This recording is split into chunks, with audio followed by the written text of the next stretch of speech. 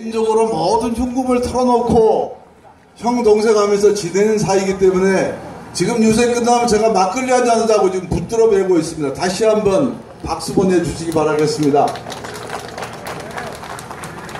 자, 제가 고향에 찾아와서 여러분을 뵙니다.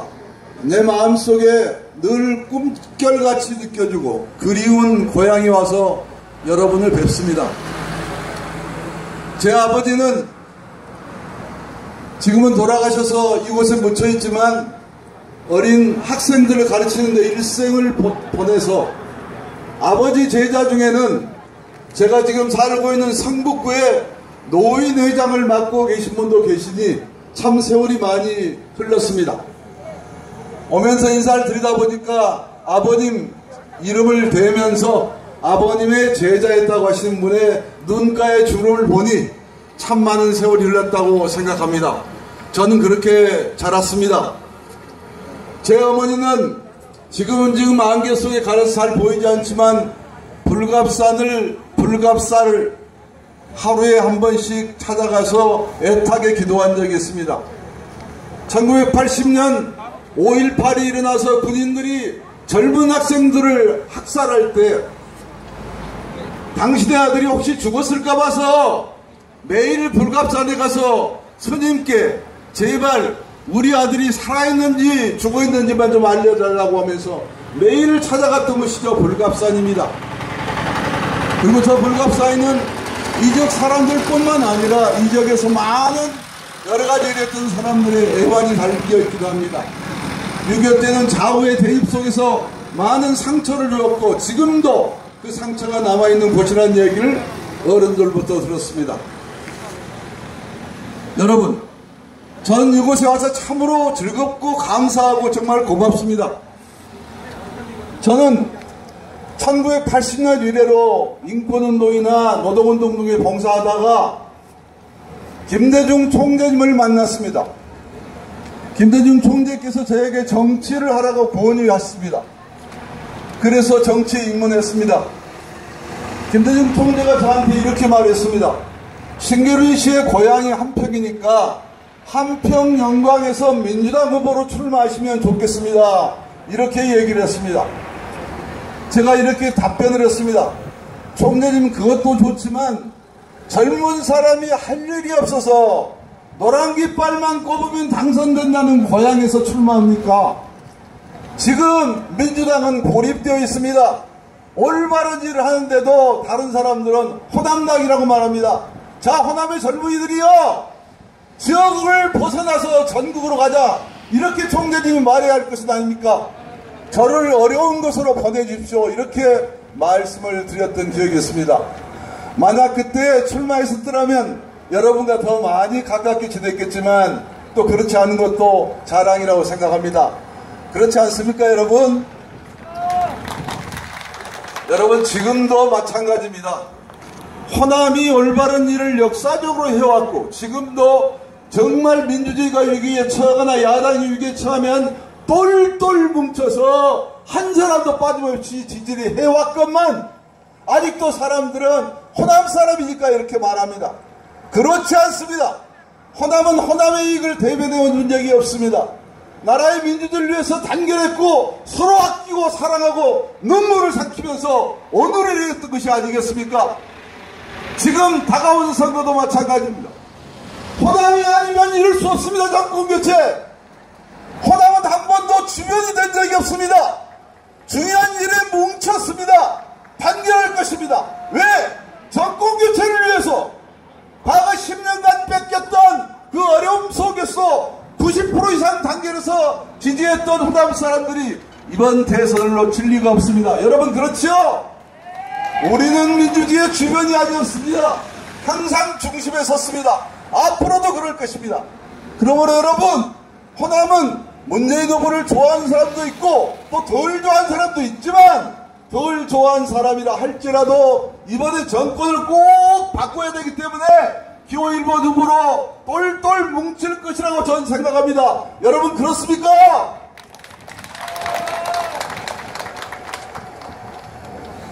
제가 한평 지역에서 국회의원으로 출마하지 않고 서울의 성북구라는 곳에서 출마를 했습니다. 서울은 살벌합니다. 처음부터 끝까지 한 번도 안전하게 당선된 적 없습니다. 6번 출마해서 2번은 떨어지고 4번은 당선되었습니다.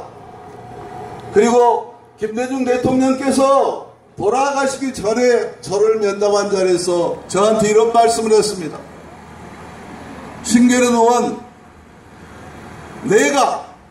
우리가 신계른 의원을 국회의원으로 모신 것은 그냥 국회의원 한두 번 하라고 모신 것이 아니오. 지금부터 신계른 의원은 나서십시오. 앞으로 나서시오. 너무 나서지 않소. 좀 큰 일을 하세요. 라고 말하신 지 한 2달 지난 다음에 돌아가셨습니다. 저의 스승 김대중 대통령입니다. 저를 정치에 입문했습니다. 그분이 최연소 민주당 국회의원도 만들어 줬습니다. 그리고 그분한테 많이 배웠습니다. 그리고 그분을 극복할 수 있는 여러 여지도 그분이 마련해 주었습니다. 그러나 안타깝게도 제가 박근혜 정부 아래서 박근혜 정부의 밑에 있는 김기춘이라는 자가 저를 운동권의 대부 그리고 좌익 종북 세력의 핵심이라고 지목하고 저를 블랙리스트에 올려놓고 관리해왔다는 사실이 밝혀졌습니다. 그리고 박근혜 정권이 저한테 이상한 제목을 씌워서 지금 어려움과 고초를 당하고 있습니다. 그 때문에 오는 피해도 많습니다. 자괴감도 많습니다. 아시는 분들 걱정도 많습니다. 그러나 저는 당당하고 떳떳하며 이 문제를 해결해 나갈 것입니다. 여러분의 강한 성원과 믿음 있는 성원이 있다면 이루어질 것입니다. 여러분 그렇게 하시겠습니까? 지난 정권 10년 정말 상상하기 어려운 여건이었습니다. 저는 다 지나간 줄 알았습니다. 독재의 유산 지나간 줄 알았습니다. 지역차별의 유산 지나간 줄 알았습니다. 지난 10년 동안 저희가 정치를 잘못한 것입니다. 청산해야 할 걸 청산하지 못하고 넘어가다 보니까 이 나쁜 사람들이 뒤에 숨어서 숨고르고 있다가 정권이 바뀌니까 다시 옛날 본색을 드러냈다는 사실이 이번 박근혜 정부의 국정농단 사태에서 그리고 김기춘 실장의 공안 통치에서 드러나지 않았습니까? 전 이렇게 생각합니다. 이번 정권 바뀌면 바뀔 건 바뀌면 만약에 정권이 바뀌면 고칠 것은 확실히 고쳐줘야 합니다. 지금 보십시오. 박근혜 정부의 그 문제가 국민적 지탄을 받자 이 사람들이 마술을 부립니다. 홍준표라는 사람을 내세워서 똘똘 뭉치고 있습니다. 호남 제한 다른 지역에서 지위가 올라가고 있습니다. 세상에 이런 전국에서 얼굴에 가면을 쓰면 자기 본색이 가려집니까? 여러분 그 세력들을 그대로 존치하면 또 한 번 드러납니다. 우리 민주주의는 돌이킬 수 없이 후퇴합니다. 여러분 잘 아시겠죠? 홍준표라는 사람 제가 대학의 동기동창입니다. 동기동창인데 이분이 자기가 모래시계 검사라고 합니다. 참 한심한 얘기입니다. 무슨 모래시계 검사가 그따위 검사가 있습니까? 제가 모래시계 세대입니다. 그때 학생운동을 했습니다. 홍준표가 무슨 모래시계 검사입니까? 요즘 정포들 보면 도배를 하고 있어요. 모래시계 검사 홍준표 그런 이미지를 막 연출하는 것을 올리고 있어요. 그 세력들이 뒤에서 계속 박근혜 정부 그런 문제 때문에도 불구하고 가면을 쓰고 나서고 있는 것이 오늘의 현실이기 때문에 여러분 우리가 진정한 민주주의만큼 그 뒤에 숨어서 온갖 운명을 꾸미고 아직도 정신을 못 차리는 세력에 이번에 대선에 분명한 본때를 줘야 됩니다. 홍준표 후보는 의미 있는 득표를 해서는 안 됩니다. 그야말로 깎아내려야 합니다. 그리고 정당으로서 존립할 수 없게 만들어야 합니다. 유승민 의원 제가 아주 아끼는 후배입니다. 그래도 옛날 새누리당 사람들 중에서 합리적인 보수를 할 수 있는 유일한 사람입니다. 그 사람 어떻게 만들어왔습니까? 반 죽여놨어요. 박근혜가 죽이던 이변 자유한국 사람들이 반 죽여놨어요. 저런 집단을 가지고 어떻게 국정을 논의합니까? 그래서 것은 정확히 청산하고 그 토대 위에서 국민적 통합을 이뤄나가는 것이 우리에게 주어진 임무라고 생각합니다. 여러분들 그렇게 생각하시죠? 제가 성북구에 살면서도 한평 이야기 들으면 바로 달려와서 도와드리고 했습니다. 정권 바뀌면 물론 당연히 그런 일을 내가 죽을 때까지 해야 할 것입니다. 고향의 친구들, 어른들, 선배들, 후배들 이야기 잘 들어가면서 도울 것 없겠습니다. 그러나 더 중요한 것은 지금도 우리가 많이 무너뜨렸다고 생각하는 지역주의, 호남 사람들에 대한 기상한 공격, 이것에 대해서는 절대 굴복해서는 안 됩니다. 호남의 자랑스러운 아들, 딸들이 이 나라 곳곳에서 그런 것을 막고 싸울 것입니다. 그리고 바르게 설 수 있도록 나라를 고치는 것이 이번 정권교체 가장 중요한 목표 중에 하나라고 저는 생각합니다. 여러분 그렇지요? 언제적 이야기를 지금 하고 있는 것입니까? 사람들이, 너무 나쁜 사람들이 정북 좌파, 김대중 대통령이 쓰였던 이름이 정북 좌파예요. 지금도 정북 좌파 이럽니다. 하도 그러니까 사람들이 정말 정북 좌파인지 아는 사람들이 꽤 많습니다. 자, 이번 선거에서는 대통령 선거에 이김으로써 다시는 두 번 다시 대통령 선거에서 공개적으로 정북 좌파로 언급하면 여론의 문매를 맞는 그런 정치를 만들어 주시겠죠? 우리는 너무나 그것을 잘 알고 있기 때문에 그걸 극복할 방법도 잘 알고 있습니다. 꼭 그렇게 해주시기 바라겠습니다. 전국에 가는 고향의 참 선배님들 정말 그립습니다. 늘 마음속에 제가 힘들 때 생각하는 것이 한평입니다. 제 부친은 저 뒤쪽에 잠들어 계십니다. 부친이 그립습니다. 사람이 좋은 사람들은 그리워합니다. 여러분도 그리워하는 사람이 있죠? 제가 제일 좋아하는 한 시인의 시의 이름이 꽃이라는 시가 있습니다. 그 일부가 이렇게 되어 있습니다. 제가 제일 늘 낭송한 마음으로 간직합니다. 내가 그의 이름을 불러줬을 때 그가 내게로 와서 꽃이 되었다. 이런 시입니다. 누군가는 그리운 사람을 슬플 때 불러야죠. 간절할 때는 그 사람 이름을 불러야죠. 그렇게 사람이 치죠. 어머니든 아버지든 그 다음에 자식이든 사랑한 사람이든 이름을 부르면 마음이 편해집니다.